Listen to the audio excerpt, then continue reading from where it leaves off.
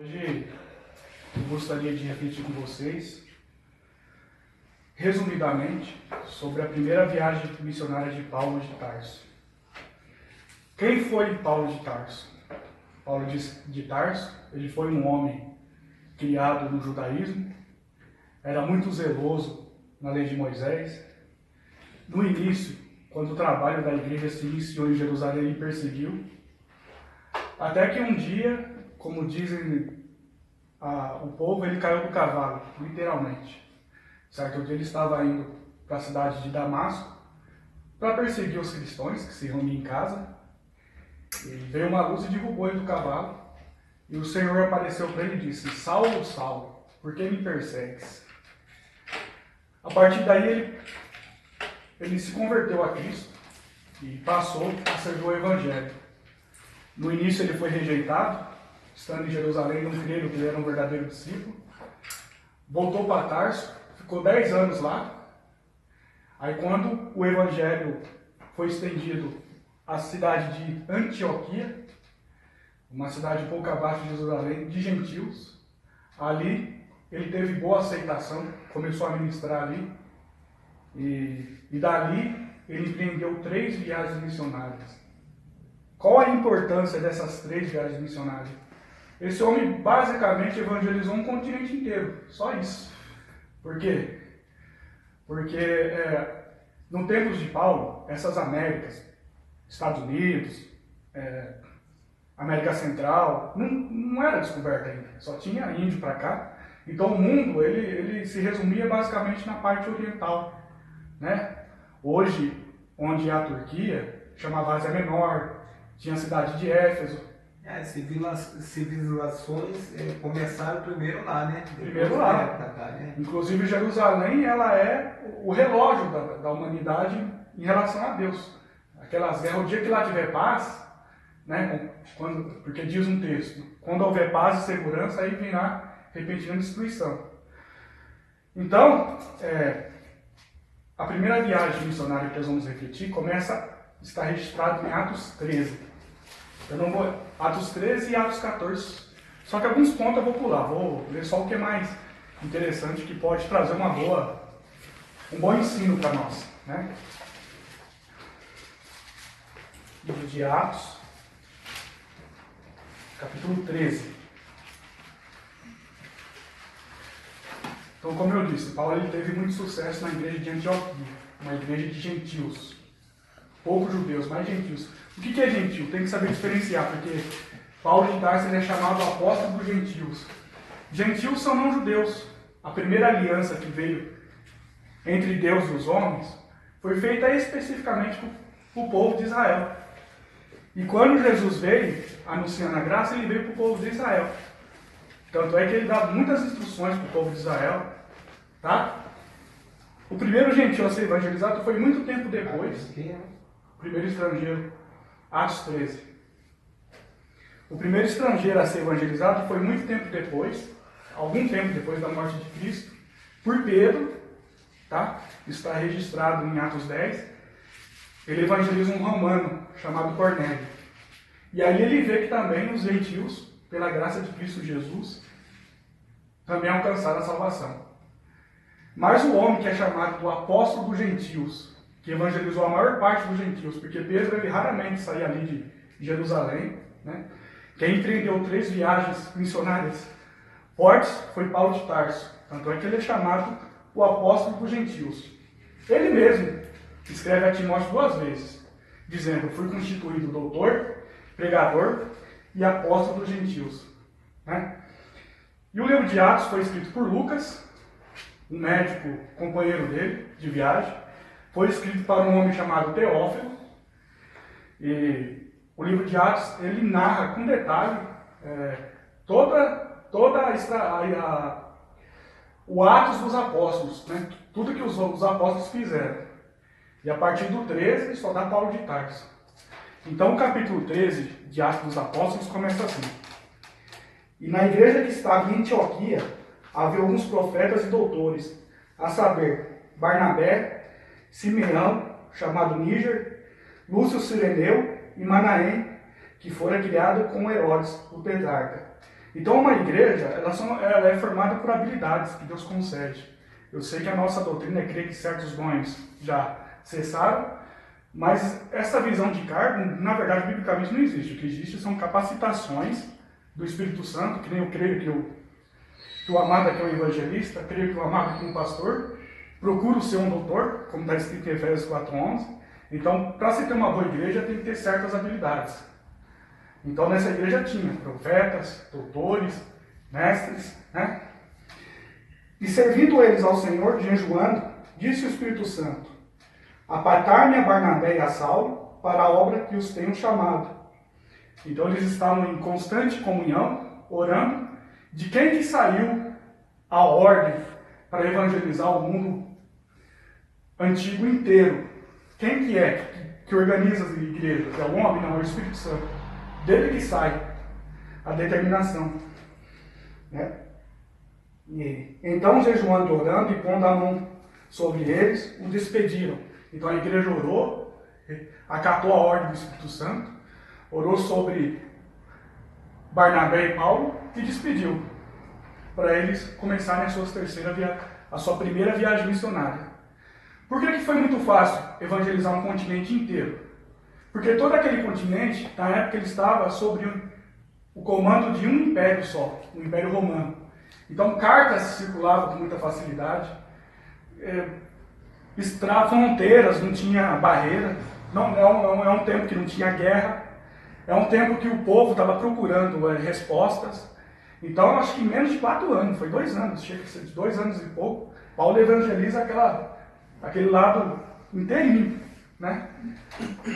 Aí prossegue aqui, né? A partir do 4. E assim eles, enviados pelo Espírito Santo, desceram a Seleucia e dali navegaram para Chipre.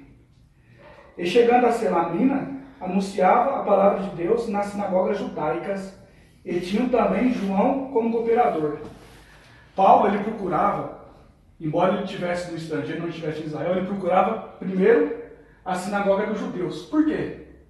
Porque, teoricamente, os judeus estavam mais preparados para receber o evangelho, porque eles esperavam o Messias. Para eles, Jesus não foi o Messias, né? Então, Paulo, ele procurava sempre a sinagoga dos judeus. Mas, como vocês vão ver mais à tarde, esse judeu sempre resistia, apedrejava ele fala dele, e ele triste fala, desde agora eu parto para os gentios, né?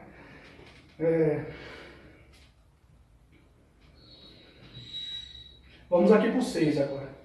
E havendo atravessado assim, e tinham João Marcos como cooperador. Saiu em 3. Por que saiu em 3?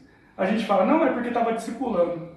Mas o motivo é muito simples. Um tem que armar tenda, outro tem que fazer comida. Isso é pura estratégia. Entendeu?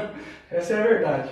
Saiu em Barnabé, o sobrinho de Barnabé, João Marcos, e Paulo de Tarso. E foram, pegaram o navio e perna para que te quero, né? Aí nessa cidade aqui, isso é a primeira viagem missionária de Paulo de Tarso, tá? Aí nessa cidade aqui, eles tiveram a primeira oposição. A partir do verso 6 diz assim: e havendo atravessado o ilha até Pafos, acharam um certo judeu mágico, falso profeta, chamado Bar Jesus. Bar significa filho. Bartimeu, filho de Timeu.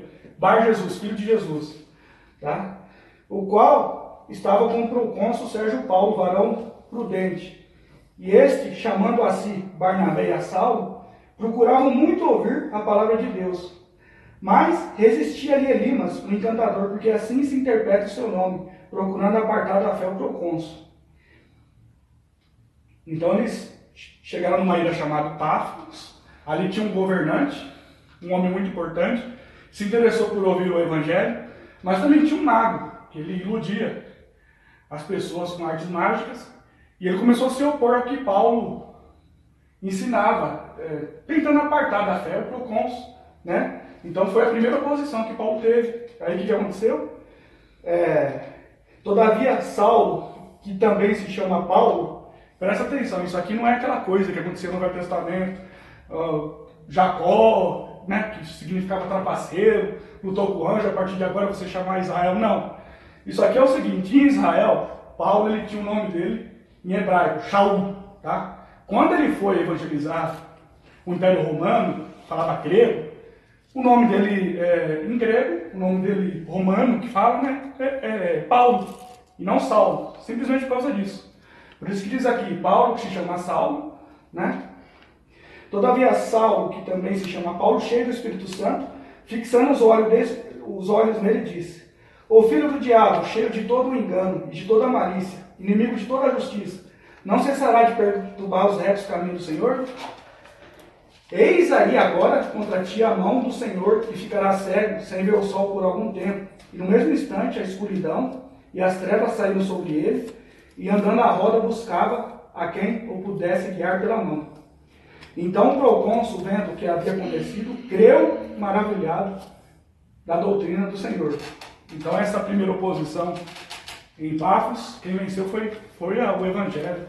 Paulo repreendeu aquela coisa e finalmente o procônsul se converteu, né? Agora eu vou pular eu já vou direto para o discurso. Após passar por algumas cidades, ele chegou em uma outra Antioquia, tá? Antioquia da Pisídia, que ficava do outro lado da Antioquia, da onde ele partiu.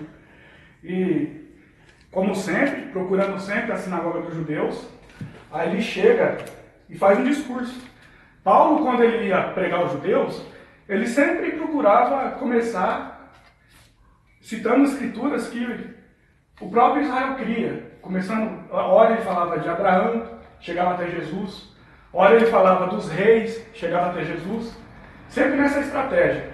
Então ele faz esse longo discurso aqui que eu vou pular, né? Começando pelos juízes, até chegar em Davi, para chegar em Jesus. Aí ele chega em Jesus no verso, deixa eu dar uma olhada aqui.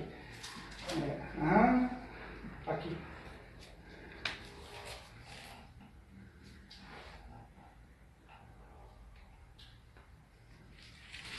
Aqui, ó, no 38 ele já chegou em Jesus. Eu posso fazer um longo discurso, começando de lá de trás, né? Ele diz assim: Seja-vos, pois, notório, varões e irmãos, que por este, ou seja, por Jesus, se vos anunciam a remissão dos pecados. E tudo o que, pela lei de Moisés, não puder ser justificado, por ele é justificado todo aquele que crê. Agora entra o problema, né? Porque até então os judeus viviam o judaísmo, viviam a lei de Moisés, e Paulo ele fala que essa lei é fraca, que a lei não pôde justificar eles perante Deus. Tanto é que aqui começa um princípio muito forte, chama a doutrina da justificação.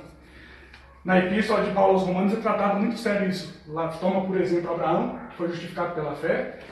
Diz lá no 3 que agora todos são justificados pela fé, gratuitamente, pela graça que é em Cristo Jesus, né? Então, o motivo de eu ressaltar o 39 é falar da justificação pela fé. Aí ele faz algumas exortações para que eles creiam, né? E no fim, acabou que a maioria dos gentios creram, pediram para eles retornar no outro sábado, ainda nessa Antioquia. Só que aí os judeus começaram a perseguir, blasfemar, porque eles se encheram de inveja, porque no segundo sábado ajuntou uma multidão bem maior para ouvir a mesma mensagem que Paulo tinha pregado, né? Eles pediram que fosse pregada as mesmas palavras. Aí o que Paulo fala? Aqui diz no 50. Mas os judeus incitaram algumas mulheres religiosas e honestas e os principais da cidade e levantaram perseguição contra Paulo e Barnabé e os lançaram fora de seus termos. Sacudindo, porém, contra eles o pó de seus pés, partiram para Icônio, e os discípulos estavam cheios do Espírito Santo. Né? Então eles sacudiram e partiram, entendeu? Porque Jesus falou assim: se não te ouvir, sacode o pé da sua bota, e foi uma instrução de Jesus, e vai embora. Né? Até o pó que se apegou, se alguém não ouvir sua palavra da sua bota, você viu.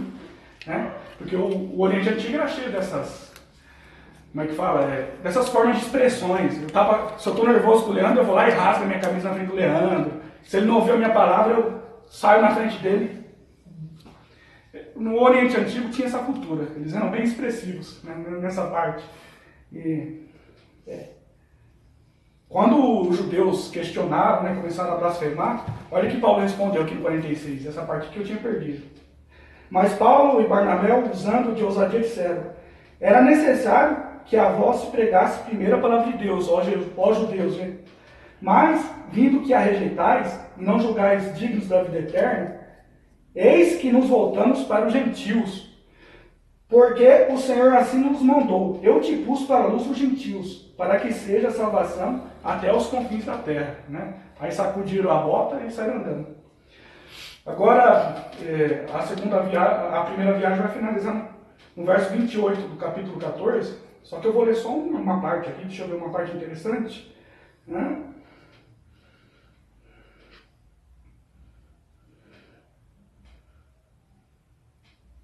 Eles passaram por Tessalônica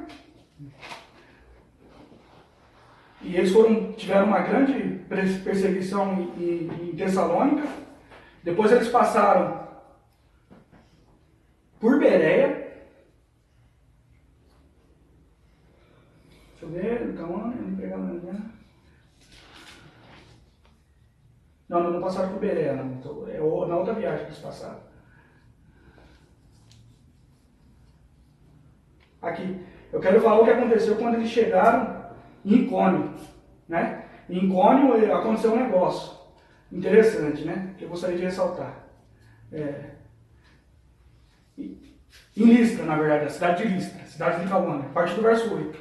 Estava sentado em Listra certo varão leso dos pés, coxo desde o ventre da sua mãe, ao qual nunca tinha andado. E este ouviu falar Paulo, que fixando nele os olhos, e vendo que tinha fé para ser curado, disse em voz alta: levanta-te direito sobre os teus pés. E ele saltou e andou. E as multidões, vendo o que Paulo fizera, levantaram a sua voz, dizendo em língua licaônica: fizeram-se os deuses semelhantes aos homens, e desceram até nós. E chamavam a Júpiter, a Barnabé, e Mercúrio a Paulo, porque este era o que falava. Então, por Paulo ter operado uma maravilha, que na época os apóstolos tinham poder para isso, que eles quiseram adorar ele nessa cidade, entendeu? Quiseram, né? E ele, longe de mim, né? O que chegou a acontecer, né?